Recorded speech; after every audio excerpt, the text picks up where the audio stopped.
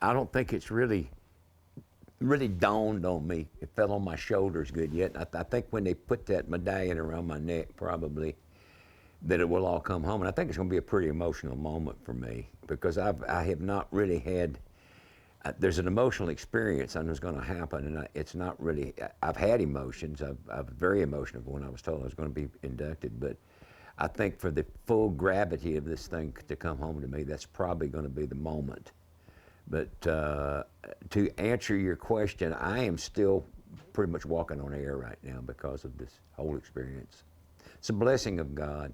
It's a desire of my heart, a deep desire of my heart. And the Bible says God will give you desires of your heart, and this is one of the really big ones. And the first thing I wanted to do was make a living playing music, which in my part of the country at that time, we're talking about back in the middle 50s, there was no place to play hard. There were a few beer joints and places, and I literally left North Carolina in 1958 to go to a place where there was a place I could make a living doing it.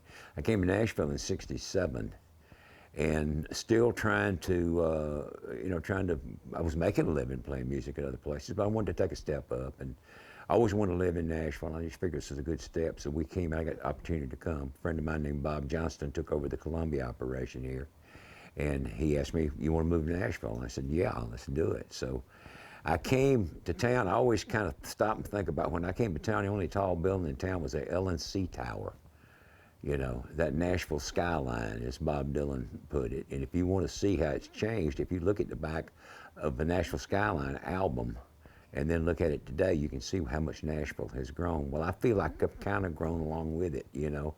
It's been good for me. This move here has been great for me. First of all, I love being here. I love the people, love the business. And to be a part of what goes on in this town was something I really wanted to do. So I've been a part of recording part of it now with the creative part of it and of course the performance part of it. But what you just asking about, dreaming about being in a Hall of Fame, that's the one you really don't even dream about. You have no control over it. You have nobody to lobby. The voting membership is kept secret and it's rotated. So you just hope that one day a bunch of people will go in a room and say, I think we ought to put Charlie Daniels in the Hall of Fame, and enough people will put their hands in there to make it happen. And it was a total, complete surprise to me. And I'm still, I'm still zinging off of it. I'm still very much, it's not surreal. I mean, I realize I'm not dreaming at all, but it's just such a wonderful step. I cannot articulate it. It's just, suffice it to say, thank you, Lord.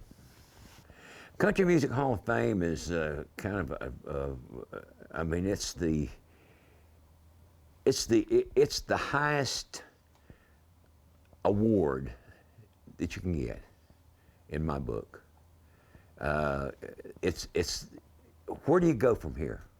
You know, really, where the business recognizes you as being a significant enough part to actually hang your likeness on a wall and have a place where people can come by and look and see what your career has been, what your life has been. So I don't know where you go. Let me put it to you like this. I've been writing a biography for about 20 years. I've been trying to find a place that I could kind of wind it down. Not stop it because my career goes on, but at least a place where I can kind of pause. And I never felt, that's one thing that kind of kept me from finishing the book. I could never find a place to do that. This is it. This is where my book ends now, is when the night that they put that medallion around my neck, that will be where my story will stop, will pause at least. So I've got a place to work towards, and I can go ahead and finish it now.